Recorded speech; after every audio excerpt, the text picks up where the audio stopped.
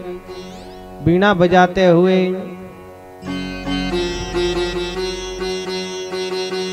माँ पार्वती के समीप पहुंच गए। पार्वती जी ने कहा, पधारिए गुरुवर। बोले, माता जी प्रणाम करता हूँ। किधर से आ रहे हो? बोले, संसार को देखते देखते चले आ रहे हैं। बड़ी विषमता है संसार में, किसी में कहीं सच्चा प्रेम है ही नहीं। न पति पत्नी में है, न सास बहू में है, न बाप बेटे में है। सास तो ये सोचती हैं कि बहू आ गई तो अब तो सब काम बहू ही करेगी, मैं क्यों करूं। कितनी सास ऐसी सोचती हैं बताओ?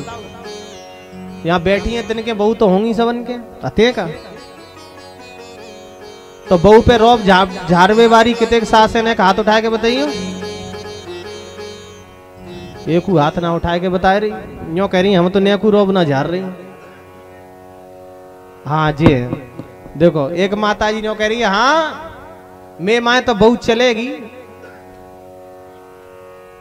मैं कहूंगी तब सानी करेगी, मैं कहूंगी तब रोटी बनागी, और मैं कहूंगी तो ही भागवत सुनवे जागी, नहीं तो जाए ना सकत। बाकी का दमे ते दारी निकल जाए,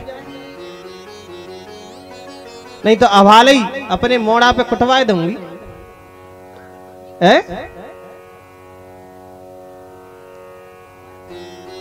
पर ये सासें कुछ देर के लिए भूल जाती हैं कि जो बहू आई है वो भी तो किसी की बेटी है।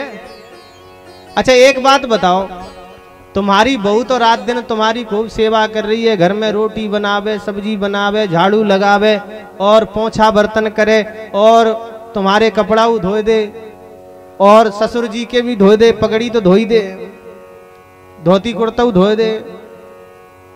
पर तुमने कभी अपनी बेटी से कही कि बेटी भला काम करके ले आई हो? सो रही है तो सो ही रही है, बिटिया है, अब 2-5 दिना की है, 10-5 साल की है, कल अपने घर चली जाएगी, वहां तो वहां काम करना ही। परंतु जिस प्रकार से तुम्हारी खुद की बेटी है, वो तो कहू माँ की बेटी है ही कि नहीं?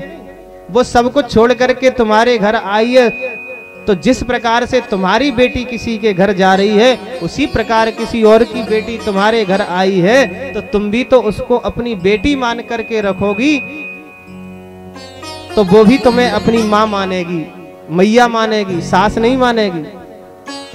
तो उसका प्रेम तुम्हारे चरणों में बढ़ेगा। अच्छा इसका मतलब ये नहीं है कि बहू भी ये समझ जाए कि अब तो पंडित जी ने छुट्टी दे दी तो फिर सास को रोटी नहीं दे। बहू को भी ये सोचना चाहिए, बहू को भी ये सोचना चाहिए कि जिस प्रकार से वो मेरी माँ है, वैसे ये भी मेरी माँ है।